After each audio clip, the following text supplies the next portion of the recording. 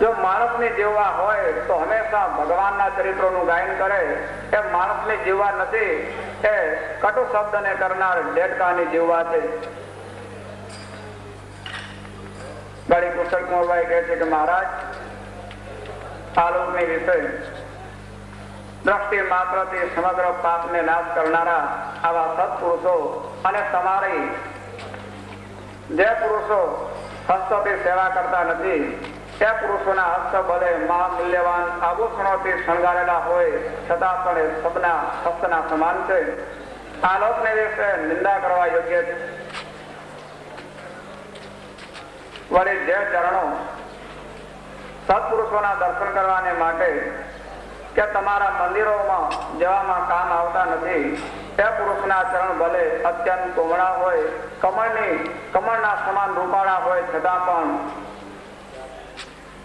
તે શમશાનને વિશે ઉભેલા વૃક્ષના સમાન છે. પણ હે મહારાજ, આલોકને વિશે તમારી સેવાને વિશે જે પુરુષો આસક્ત છે, આલોકને વિશે જે પુરુષોએ તમારી સેવા કરેલી છે, એ પુરુષો જ આ પૃથ્વી ઉપર ધનભાગશાળી છે. હે સર્વજ્ઞ, હે ભગવાન, હે સ્વામી, આજે તમારી સેવા કરવાથી અને તમારી કૃપાથી આજે મારા મનુષ્ય જન્મને મેં સફળ કરેલો છે. વળી હે સ્વતંત્ર, હે પુરુષોત્તમ, તમે આ પૃથ્વી ઉપર ધર્મનું રક્ષણ કરવાને માટે અને અધર્મનો નાશ કરવાને માટે આ પૃથ્વી ઉપર યુગ યુગને વિશે મનુષ્યાકૃતિ ધારણ કરો છો. વળી હે જગત ગુરુ, આ ધર્મના વક્તા, ધર્મના કરતા પણ તમે જ છો. વળી હે મહારાજ, એટલા જ માટે આ સનાતન ધર્મ હું તમારી પાસેથી સાંભળવાની અપેક્ષા રાખું છું. આ સનાતન ધર્મનું સ્વરૂપ મને સમજાવો. ધર્મમ સાધારણમ મૂળમ વિશેષમ ચાપી મે વિભો વક્તુ મરસી ધર્મ માર્ગ પ્રવર્તક. કુશળ કુંવરબાઈ મહારાજની પ્રાર્થના કરતા કહે છે કે ધર્મ માર્ગને પ્રવર્તાવનારા હે ધર્માત્મન, મનુષ્યના સાધારણ ધર્મ અને વિશેષ ધર્મ તમે મારા પ્રત્યે કહો. એ ધર્મ સાંભળવાની મારી ખૂબ ઈચ્છા છે. સુરત મુનિ કહે છે કે હે પ્રતાપસિંહ રાજન, ભગવાનને વિશે નિષ્કામ ભક્તિ વાળા કુશળ કુંવરબાઈએ આ પ્રમાણે જયારે શિવની આગળ પ્રાર્થના કરી, તે સમયે ભક્ત મંડળને સંતોષ મારતા ભગવાન શ્રી હરિ કુશળ કુંવરબાઈ પ્રત્યે કહેવા લાગ્યા, સાધુ પુષ્ટમ ત્વયાનુરમ હિતૈ સંજ્ઞા મહામતે તુભ્યામ નિષ્ઠર્મ ભક્તાય ન વાચ્યમ મમ કિંચન. ભગવાન સ્વામિનારાયણ કહે છે કે મહામતે, મનુષ્યનું સર્વ પ્રકારે હિત નહીં થતા તેમાં તમોએ આ બહુ સારો પ્રશ્ન પૂછેલો છે. તમે મારા વિશે નિષ્કપટ ભક્તિ વાળા છો, મારે વિશે નિષ્કપ ભક્તિ વાળા એમાં તમોને ન કહેવાય એવું કઈ પણ નથી. માટે એ ધર્મનો ઉપદેશ, એ ધર્મનું રહસ્ય તમને સમજાવું છું, સાંભળો.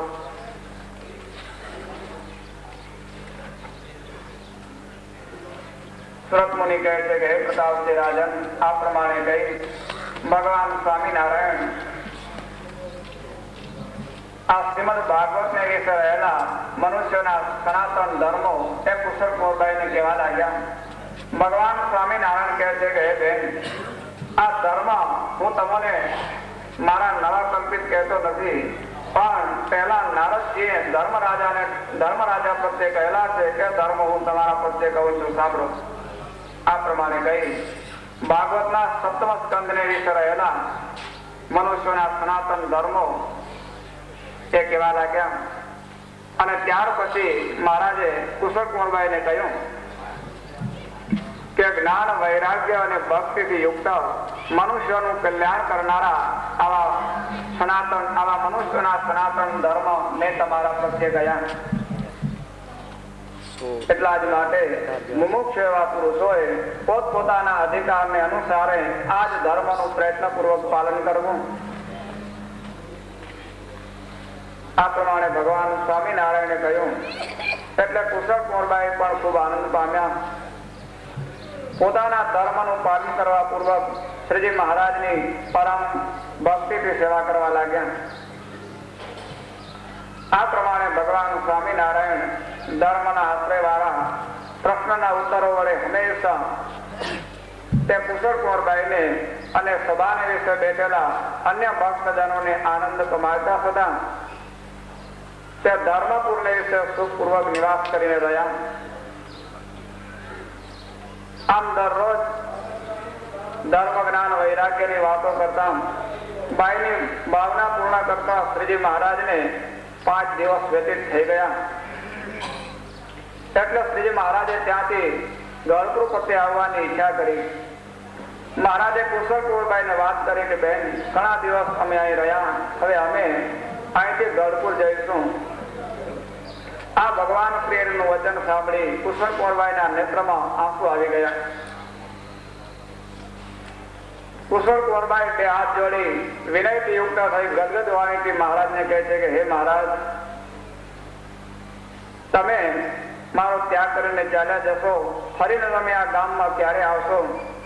મારું ધર્મપુર અત્યંત દૂર રહ્યું, વારે વારે તમે આ ગામમાં આવો નહીં. મારે 1 માસ પર્યંત તમને રોકવાની ઈચ્છા છે. આ મારી પ્રાર્થના સાંભળી આ રાંકડી ઉપર તમે દયા કરી અને 1 માસ પર્યંત મારા ધર્મપુરની વિશે રોકાવો. આ ધર્મપુરના મનુષ્યોને પણ તમારા પ્રત્યે ખૂબ ભાવના છે. આ પ્રમાણે પ્રાર્થના કરી એટલે શ્રીજી મહારાજ 1 માસ પર્યંત ધર્મપુરને વિશે નિવાસ કરીને રહ્યા. અને જેઠ માસની પૂર્ણિમાને દિવસે ધર્મપુરને વિશે મોટી મોટી સામગ્રીઓ વડે કરી ભગવાન શ્રી હરિએ કુશળ કુંવરબા પાસે આ રથયાત્રાનો ઉત્સવ કરાવ્યો.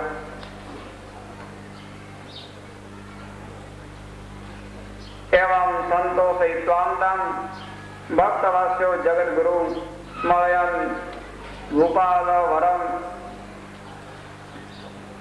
ભગવાન સ્વામી સુરત મુનિ કહે છે કે હે પ્રતાપસિંહ રાજન, ભક્તવત્સલ જગદગુરુ ભગવાન સ્વામિનારાયણ આ પ્રમાણે કુશળ કુંવરબાઈને સંતોષ પમાડી રાજાને આપેલું જે વરદાન કે હંમેશા હું તમારા દરબારમાં નિવાસ કરીને રહીશ, એ પ્રતિજ્ઞાનું સ્મરણ કરતા ભગવાન શ્રી હરિ ધર્મપુર થકી ગઢપુર આવવાને માટે ચાલતા થયા. તે સમયે કુશળ કુંવરબાઈ નગરજનોની સાથે શ્રી હરિને વળાવવાને માટે ચાલ્યા. કુશળ કુંવરબાઈના મનમાં તો એવી ભાવના હતી કે જો શ્રીજી મહારાજ મને પાછું વળવાનું કે નહીં તો મારે સાથે જ જવું છે. આ રાજ્યને કોણ સંભાળશે એની પણ એને કોઈ ચિંતા કરી નહીં. આમ કરતા કરતા ગામની ભાગોળ આવી. એક ક્ષેત્રવાર શ્રીજી મહારાજ આગળ ચાલ્યા, છતાં કુશળ કુંવરબાઈ પાછા વળતા નથી. ભગવાન શ્રી હરિ કુશળ કુંવરબાઈને સમજાવે છે કે હવે તમે આ નગરજનોની સાથે શહેરમાં પાછા જાઓ, ફરીવાર હું ક્યારેક તમારે ગામ પધારીશ.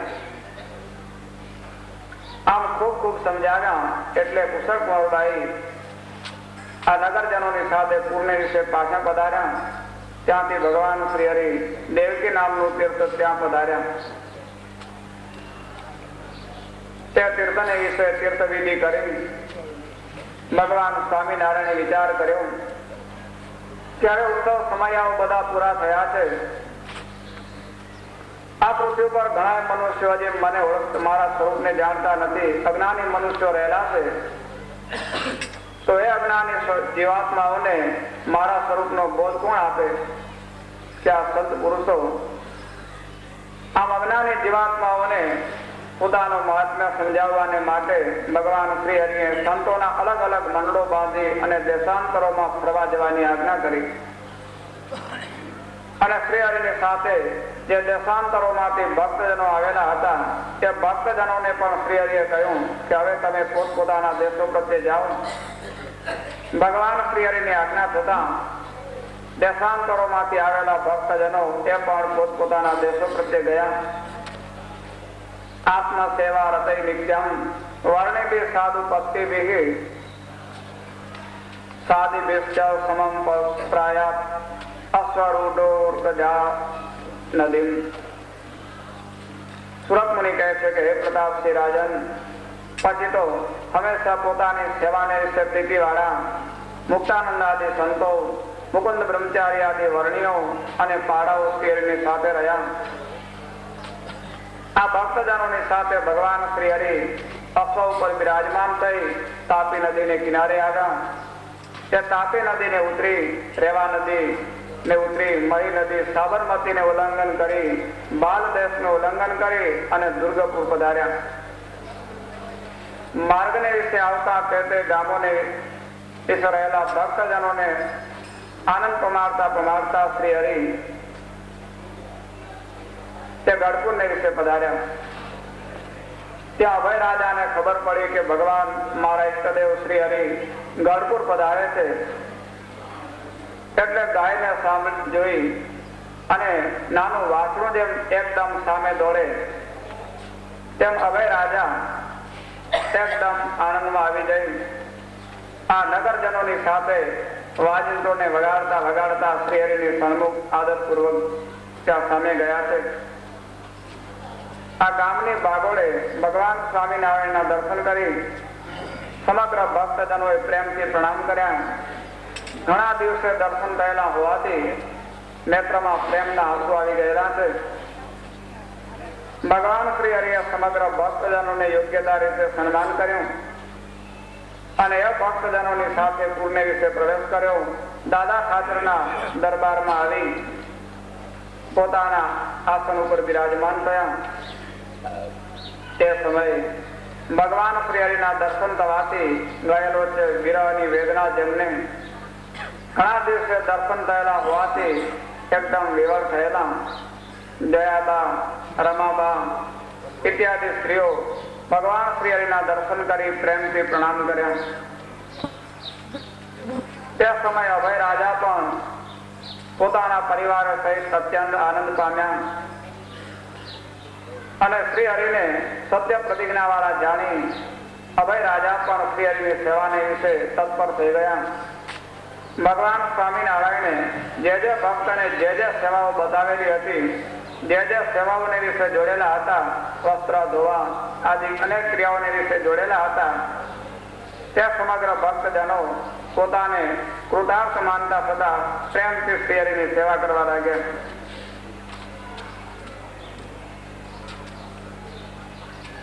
રથયાત્રા દિને તત્ર હરિસંગમ આગતઃ મધ્યાહ્ને તેન ભૂપેન મહોત્સવ મગારયત. સુરત મુનિ કહે છે કે હે પ્રતાપસિંહ રાજન, ભગવાન સ્વામિનારાયણ આ જલયાત્રાને દિવસે 10 વાગવાના સમયે ગઢપુરને વિશે પધારેલા હતા. તે દિવસે મધ્યાહ્નના સમયે તે અભય રાજા પાસે આ જલયાત્રાનો મોટો ઉત્સવ કરાયો. ત્યાર પછી સેવકોએ સહિત સ્વયં ગઢપુરને વિશે બિરાજમાન નિવાસ કરીને રહ્યા અને છુપાઈને રહેલો પોતાના ભયથી છુપાઈને રહેલો અધર્મ, એ અધર્મનો સર્વ પ્રકારે નાશ કરતા હતા. ભગવાન શ્રી હરિ જે જગ્યાએ અધર્મનું ઉત્થાન સાંભળે, ક્યાંય અધર્મ થઈ રહેલો છે, તો ત્યારે મનુષ્ય આલોકને વિશે અને પરલોકને વિશે પણ મોટા સુખને પામે છે અને પોતાના કામ, ક્રોધ, લોભ આદિ જે અંતો શત્રુઓ અને બહારના જે શત્રુઓ તેને જીતી જાય છે. માટે હે રાજન, આ ભગવાનના લીલા ચરિત્ર હંમેશા તમે ગાયન કરજો અને સાંભળજો, તો તમે પણ ખૂબ સુખી થશો. આ પ્રમાણે કહી વ્રત મુનિએ આ બીજા પ્રકરણની સમાપ્તિ કરેલી છે. इति श्री सत्संगी जीवने नारायण चरित्रे धर्मशास्त्रे द्वितीय प्रकरणे धर्म पुरस्ताव भक्त जनानंद दुर्ग पूर्वत्यागमन निरूपण नाम द्विपञ्चाशतमोऽध्यायः इति द्वितीय प्रकरण समाप्तम्. बोलो सहजान स्वामी महाराजनी जय. ईश्वराम भक्तिधर्मात्मजां वासुदेवं हरिं माधवं केशवां कावदं कारणं स्वामिनारायणं नीलकण्ठं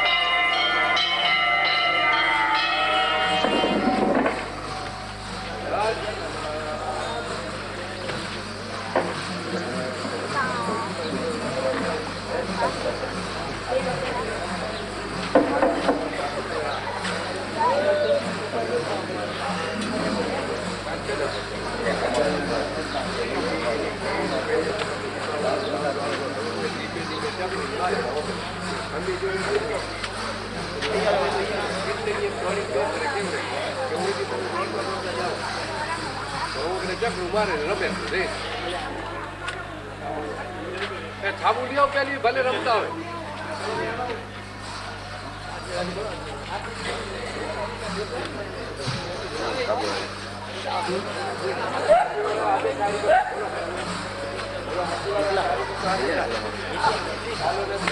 હાથમાં લઈ લો, હાથમાં ઘોડી ભલે એમ પડ્યો આરતી ઉતારવા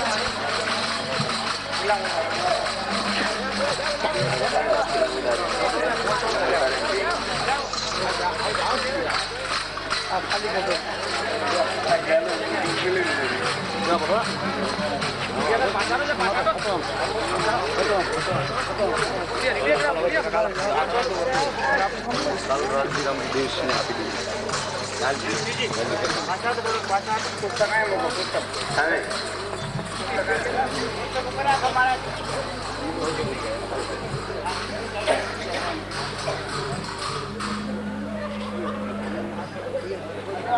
आरती ले लो, आरती पकड़ी लो, लगाओ आरती